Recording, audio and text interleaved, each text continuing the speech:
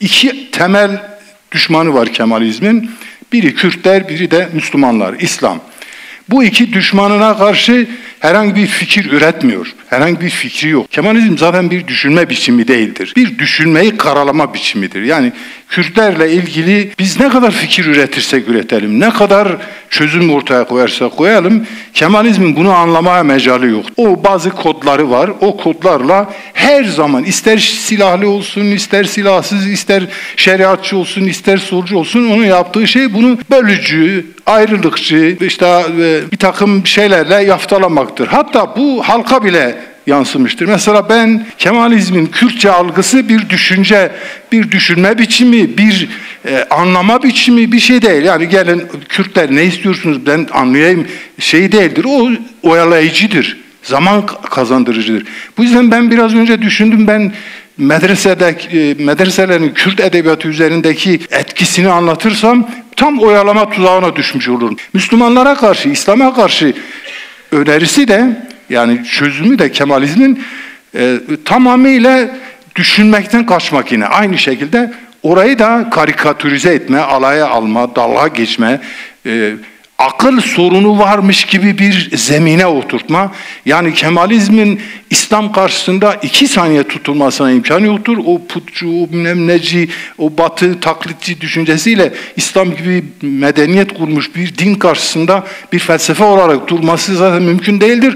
O halde ne yapalım? Bu işi dalgaya verelim. Yani bir Müslüman konuştuğu zaman meczup diyor, püsküllü deli diyor, bilmem takunyalı diyor, bilmem tesbihli diyor, bilmem takiyeci diyor. Hiçbir düşünce üretmiyor. Herhangi bir düşünce ortaya koyduğunu göremezsiniz Kemalizmin. Dolayısıyla bizim Kemalizmle ilgili olarak düşüncelerimizi sunmamıza hiç gerek yoktur. Bir kitap tercüme etmiştim vaktiyle. Tullah Muhammed Hüseyin Merduhi Kürdistan'ı diye Farsça bir kitap. Yayınlanmadı, basılmadı ama orada çok güzel bir anekdot vardı. Batı düşüncesinin içine düştüğü durumu, bizi içine düşürdüğü durumu anlatan bir anekdotu var. Bu Kemalizme de uyuyor. Bizi böyle oyalayıcı durumundan itibaren. Diyor ki ben bir gün diyor Şah zamanında oluyor. Ben Tahran'dan Mehabat'a gittim. Doğum yerim olan Mehabat'a gittim. Ailemi ziyaret etmeye. Tam o sırada valiyi de bir ziyaret edeyim dedim. Gittim valiyi ziyaret etmeye. Baktım ki biz bugün oturmuş kelli ulema bir meseleyi tartışıyoruz. Şu Kemalistlere İslam, Kürtleri, Müslümanları anlatalım diye yırtınıyoruz ya. Orada da bir sürü adam böyle haritalar sermişler masanın başında. Ya burada yok, şurada yok, neredeydi falan diye. Diyor, dedim ya ne yapıyorsunuz? Ya hiç sorma hocam diyor. Geçenlerde Şah Hazretleri bir İngiliz'e Mehabat bölgesinin haritasını çıkarma görevini verdi. Adam 3000 yıllık İran İmparatorluğu'nda bilinmeyen bir köyü keşfetti. Nasıl olur diyor yani. Evet diyor. Adı nedir o köyün? Nazanum diyor. Köyün adı Nazanum. Ya yeri belli mi? Koordinatları belli mi? Evet belli. O zaman gidip görelim diyor yani. Arabaya biniyorlar, gidiyorlar köye. Evet bir köy var orada. İsmi de belli, yeri de belli ama adı Nazanum değil. Başka bir adı var. Hırbetsor mesela, Pertah bizim köyün gibi böyle bir adı var. Bu Nazanum nerede geldi diyor, soruşturuyor.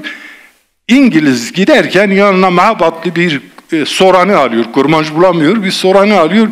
Köyü görünce diyor ki, Navi Gündiçiye yani adı ne? O diyor ki Nazanum. Yani o da köyün ismi zannediyor, Nazanum diye kaydediyor.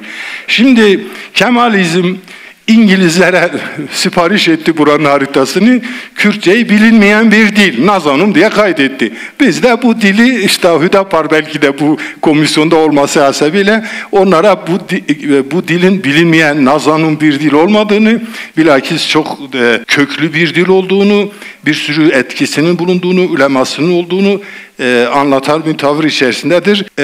Yani ben şahsen ilkokuldan bugüne kadar çok pişmanım Kemalizme karşı, Kemalizmin salvolarına karşı kendimi savunduğum için. Çünkü savunulacak bir durum değil, bir düşünme biçimiyle karşı karşıya değiliz. Bir komünizm gibi, bir sosyalizm gibi, bir şucu bucu gibi karşı karşıya değiliz. Bir o tez sunar, sen antitezini söylersin, bir şey söylersin, bir yerde buluşursun veya buluşmazsın.